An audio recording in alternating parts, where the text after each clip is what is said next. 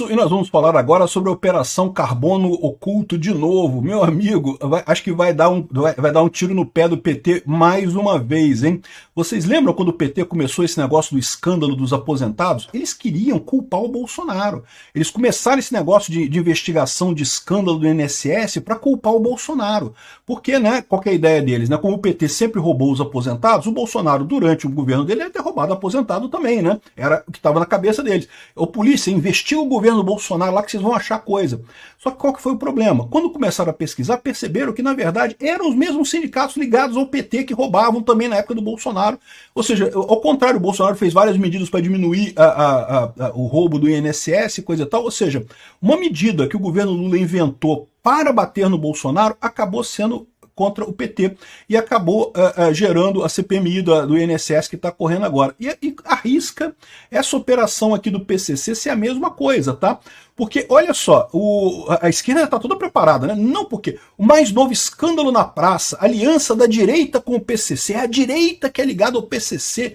Vocês ficam falando aqui, olha só o pessoal aqui, ó. No fim das contas o PCC nunca esteve com o PT, estava com os bolsonaristas e com a direita, com a Faria Lima e não sei o que lá, tá vendo? Não é a esquerda, é a Faria Lima. Isso é o discurso que eles queriam colocar nessa operação contra o PCC ali na Faria Lima, né? Porque lembra, a operação contra o PCC do governo de São Paulo não teve nada a ver com a Faria Lima, não. Foi o governo federal que entrou nessa parada porque queria taxar as fintechs, queria colocar mais coisas e queria jogar a culpa na direita, queria ligar fintechs com governo, com partido de direita, né?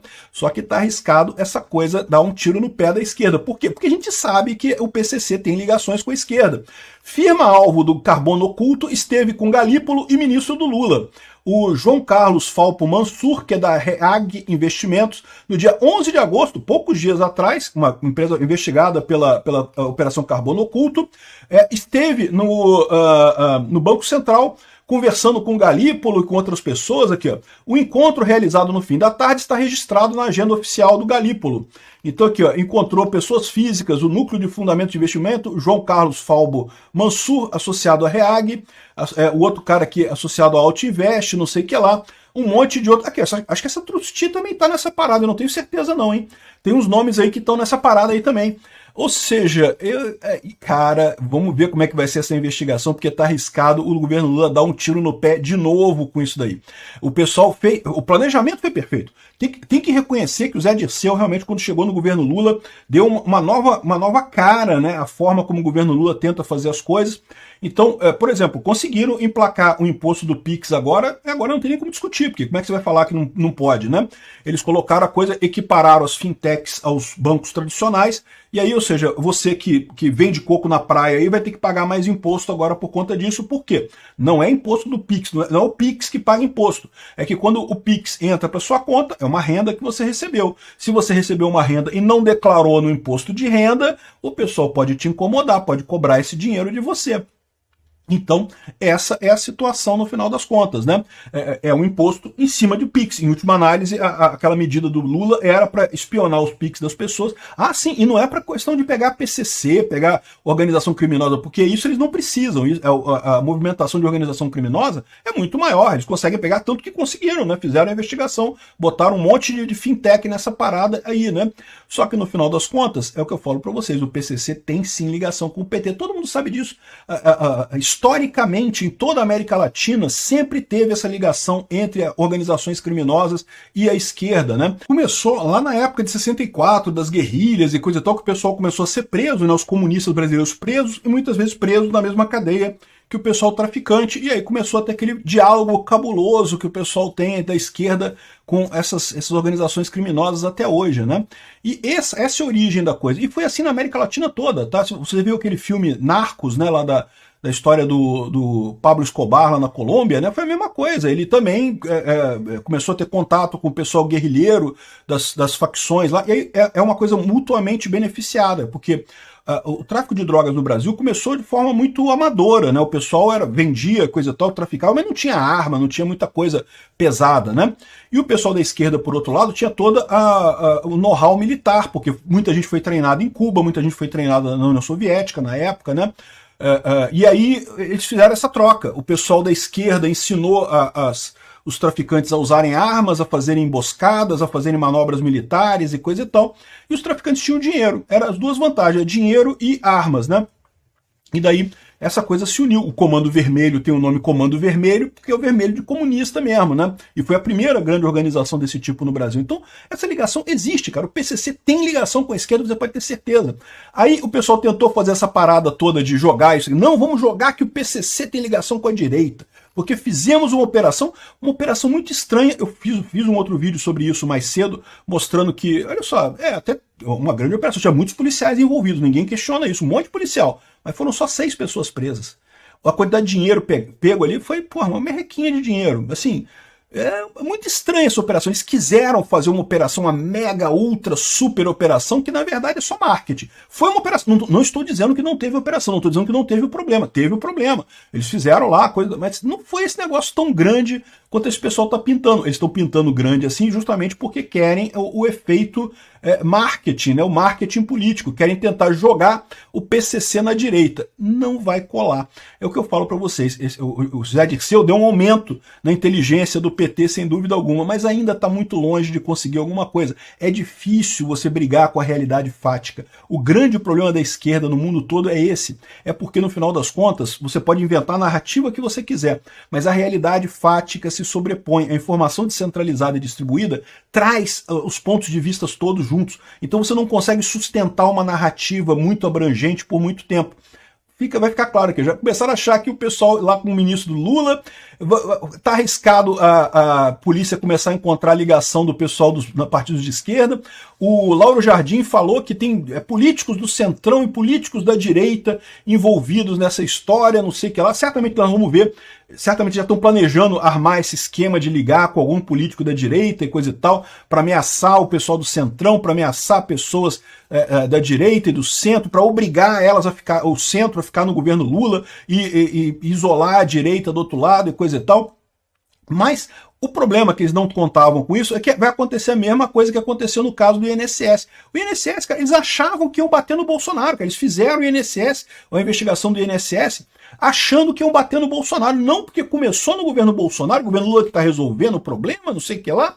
Só que na prática, quando foram estudar lá, quando você vê os dados lá, não tem jeito. E aqui vai acontecer a mesma coisa. Eles estão crentes que vão empurrar a narrativa de que não, que é a direita que está com o PCC, a aliança da direita com o PCC, fintech, direita com o PCC. Vão acabar se ferrando, meu amigo. Escuta o que eu estou te dizendo, mais um tiro no pé desse pessoal. Ainda tem ligações também com o Banco Master. E o Banco Master tem uma característica curiosa, tá? É verdade, tem alguns líderes de partidos da direita que têm ligação com o Banco Master, mas sabe quem mais tem ligação com o Banco Master? Alexandre de Moraes, Gilmar Mendes, uma turma da esquerda também. Então eu não sei não, hein? Eu acho que esse negócio do PT realmente vai implicar, pode até implicar algumas pessoas da direita, não estou dizendo que não vai acontecer isso, mas vai ter muito mais gente da esquerda implicada do que da direita. Mais uma vez, tiro no pé. Era só o que me faltava. Já que eu não tô em nenhuma lista de corrupção, não faço rachadinha e nem roubo velhinho do INSS, eles precisam inventar. E como inventam? A conexão entre o vídeo de Nicolas sobre o Pix e a operação contra o PCC. Os caras estão apelando demais, bicho. Pelo amor de Deus, eu sei que o país tá uma porcaria, você precisa direcionar as pessoas pra outra coisa, fazer uma cortina de fumaça, mas isso aqui, cara, quem que deu essa ideia, sabe? Quem que deu essa ideia? Foi a Janja. Não somente isso, né? Tem um petista agora que tá pedindo uma prisão preventiva por eu ter feito um vídeo fazendo o meu trabalho como deputado federal de fiscalizar o governo executivo. Ou seja, eu não posso fazer o meu trabalho mais não, porque senão eu sou preso. Tudo pela democracia, né? Mas vamos lá, porque esse vídeo aqui tá bom demais. Esse cara aqui é o secretário da Receita Federal, Robson Barreirinhas, que é um capacho do Haddad e que basicamente deveria ocupar um cargo técnico, mas foi uma indicação ali do Haddad e ele se comporta, obviamente, como um militante de DCE da Federal. Tenta entender alguma coisa que esse cara fala. O que aconteceu em janeiro todos nós sabemos. A Receita Federal recebeu o maior ataque da história dela, de mentiras, de fake news, dizendo mentirosamente que aquela instrução normativa tratava de tributação de meios de pagamento. Essas fake news foram tão fortes que, apesar de todo o esforço da Receita Federal, ajudada, diga-se, pela mídia tradicional aqui do Brasil, nós não conseguimos reverter essas mentiras por conta da força de quem as impulsionava, o que já estava, inclusive, prejudicando o uso dos meios de pagamento instantâneo. Nós tivemos que dar um passo atrás e revogar essa instrução normativa. E as operações de hoje mostram quem ganhou com essas mentiras, com essas fake news: o crime organizado. A primeira pergunta que vai acabar com esse papinho dele aqui. O meu vídeo é de janeiro de 2025. Como que um vídeo de 2025 pode ter ajudado as operações que foram feitas entre 2020 e 2024 pelas facções criminosas? Eu sou o quê? O viajante do tempo agora? As operações de hoje mostram que, independentemente das intenções, as pessoas que espalharam aquelas fake news, aquelas mentiras no início do ano, ajudaram o crime organizado. E nós temos que voltar a discutir essa regulamentação para que haja transparência em relação às fintechs. Está dizendo o quê? Que as fake news também são responsáveis agora por ajudar o crime organizado? Reduzir as complexidades do Brasil a fake news e redes, isso sim é fake news do governo. Porque que ânsia, né? Dessa galera de controlar a rede social, é inacreditável. Parece que se acabar com a rede social, pronto, o Brasil vira Noruega. E segundo, ele quer dizer de que recuaram com uma medida ótima que combateria o crime organizado por conta de pressão de fake news. Ué, tô entendendo não, ué? Se a coisa era tão boa assim, por que vocês não fizeram? A realidade é que vocês simplesmente não bancaram aquilo que vocês queriam fazer. Até mesmo porque, hora alguma, eu falei que o Pix seria taxado. E o Pix não será taxado. Vocês queriam era monitorar o Pix ali de 5 mil reais do seu Raimundo, da manicure, da pedicure, do pedreiro. E agora, com uma operação que envolve 46 bilhões de reais, com diversas empresas na Faria Lima, de que isso teve alguma coisa a ver com o meu vídeo. Me poupe, né? Quer dizer então que se eu não tivesse feito o vídeo, eles não teriam cometido crime. Que eles só passaram a lavar dinheiro depois do meu vídeo. Vocês não acham que é subestimar demais a inteligência da gente, não?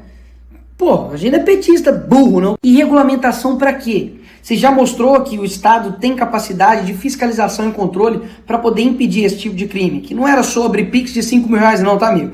Foi movimentação de 46 bilhões de reais. E a culpa dessa máfia ter trabalhado, instaurado isso aqui no Brasil nessa magnitude, a culpa é minha, é do vídeo, e não de vocês que deixaram isso aqui acontecer? Uma curiosidade aqui para vocês, toda essa operação aqui que desmantelou esse esquema aqui de fraude bilionária, né?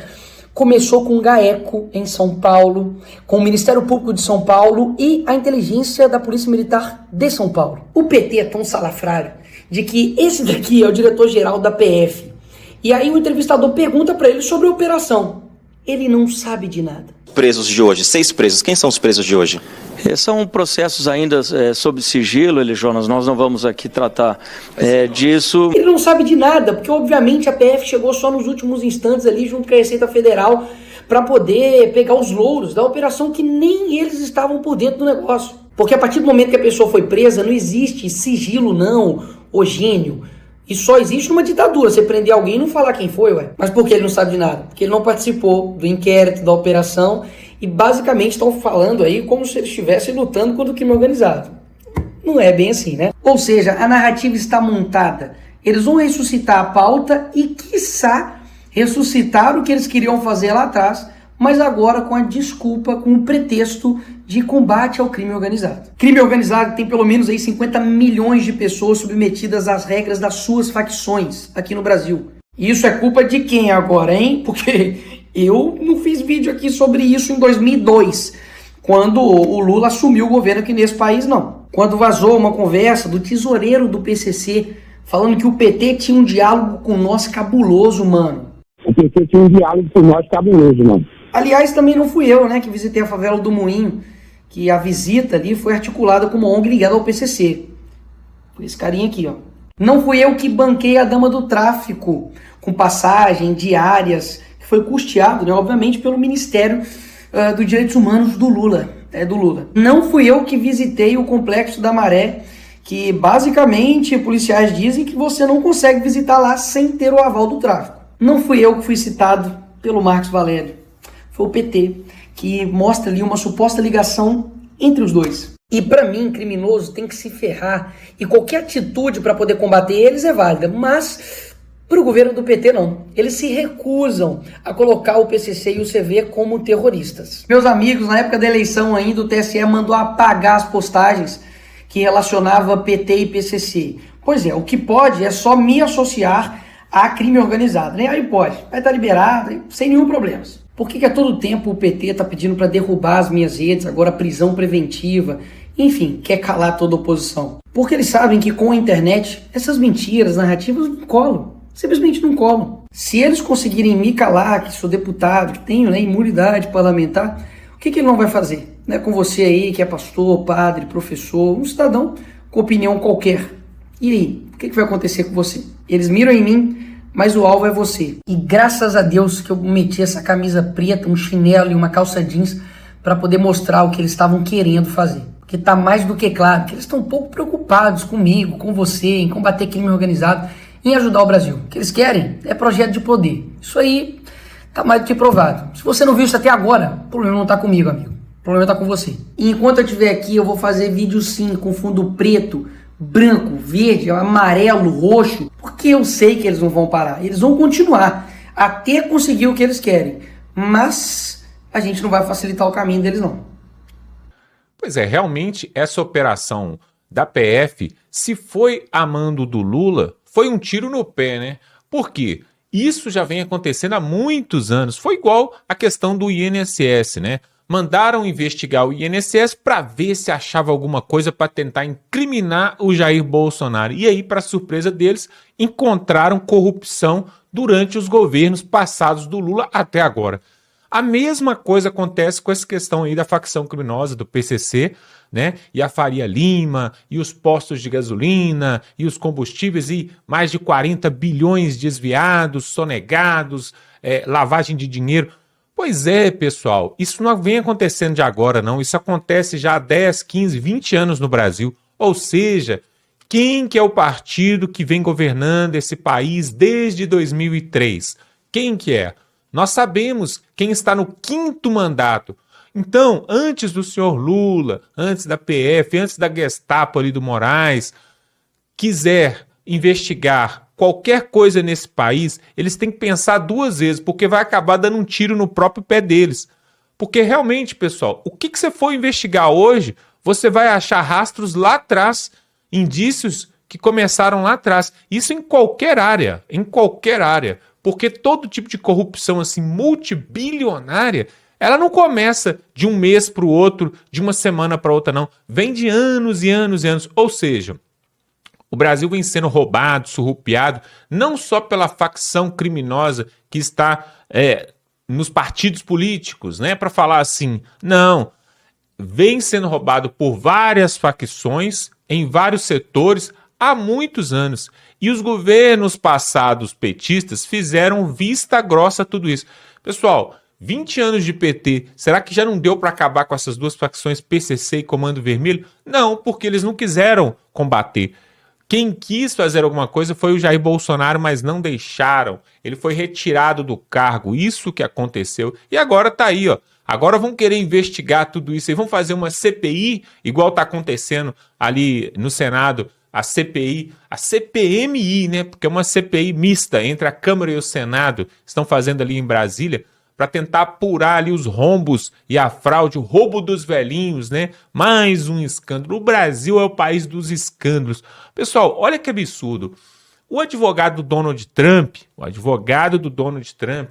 ele ficou de queixo caído quando ele descobriu algo que para nós brasileiros já é comum, porque nós já estamos acostumados com a bagunça mesmo.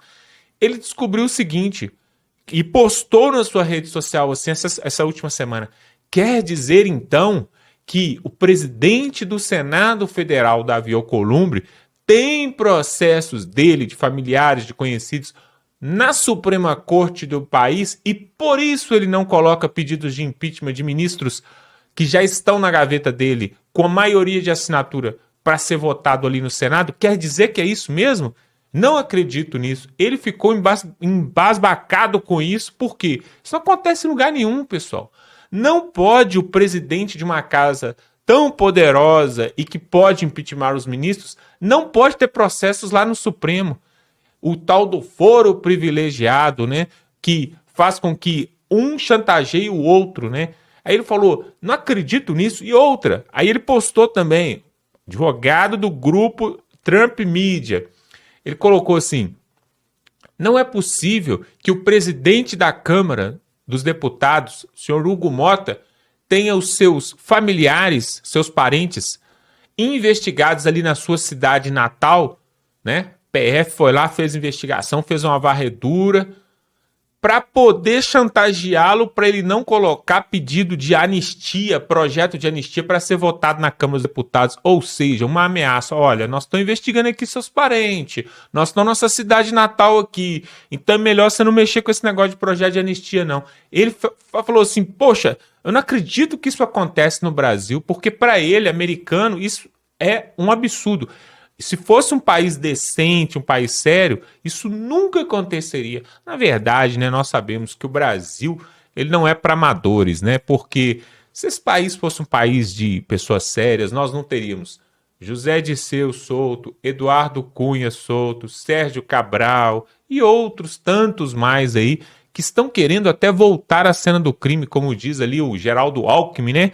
O Eduardo Cunha de Minas Gerais, ele quer se candidatar, já deixou claro que vai se candidatar para 2026 como deputado federal, quer voltar à Câmara dos Deputados e já fala numa próxima eleição para a presidência da Câmara, ele já fala em se candidatar, porque para quem se lembra aí, para quem tem um pouquinho mais de idade, se lembra que na época que a Dilma foi impeachmentada ali em Brasília, quem era o presidente da casa era ele. E aí, na verdade, houve uma indisposição ali com o Centrão e aí ele colocou o pedido de impeachment ali, tanto que depois o PT ficou de cara virada para ele, né? Mas depois eles fizeram as pazes, né? Porque eles são assim, eles brigam e depois ficam de boa. Por exemplo, o Ciro Gomes, né? O Ciro Gomes hora fala bem, hora fala mal do Lula, né? Por exemplo, o Geraldo Alckmin, né?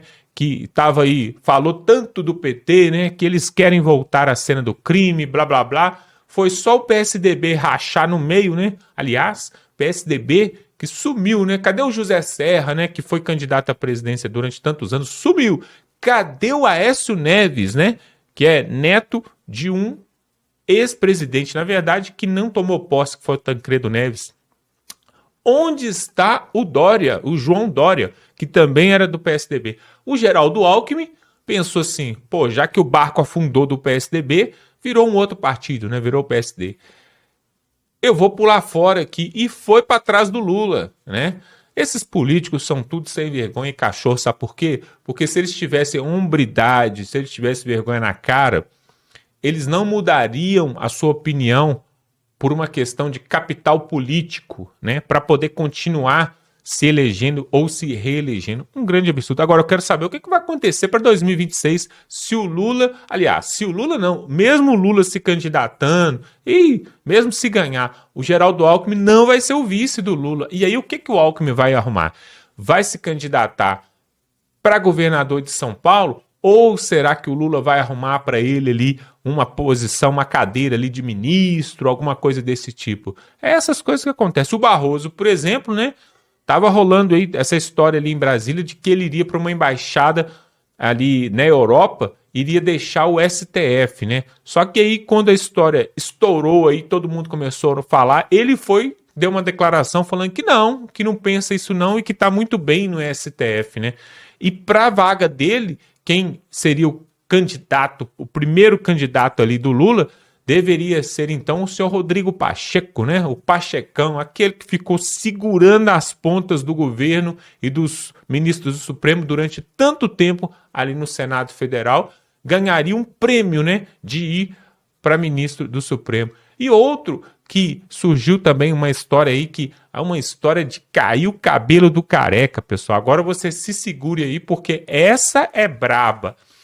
Rodando uma história aí, um bate-boca ali em Brasília, nos corredores de Brasília, que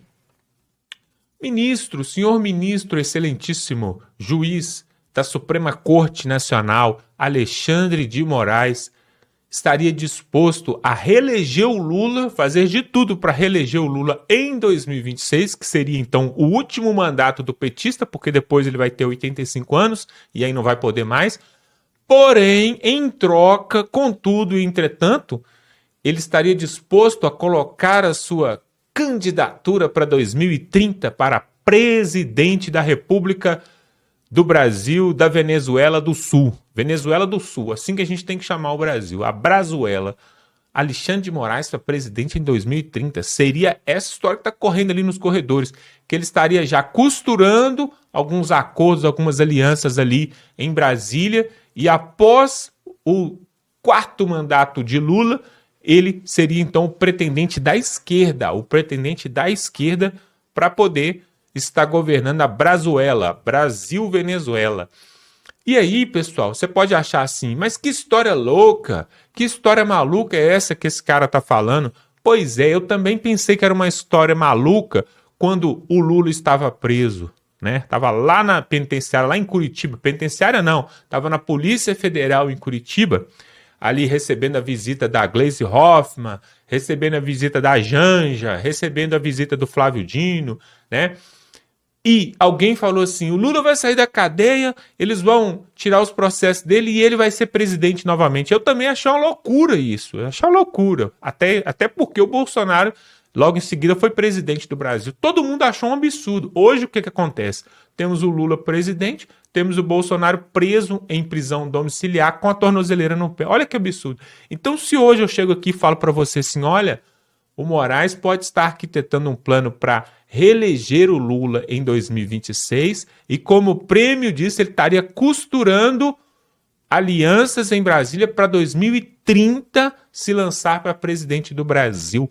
E aí você pode falar assim, mas o risco é muito grande dele deixar o Supremo Tribunal Federal ali, né, abrir mão da Suprema Corte para se candidatar e depois vai que dá errado nas eleições e aí ele vai perder o seu cargo vitalício de juiz da Suprema Corte. É um risco muito grande. Pois é, pessoal, risco para mim e para você, né?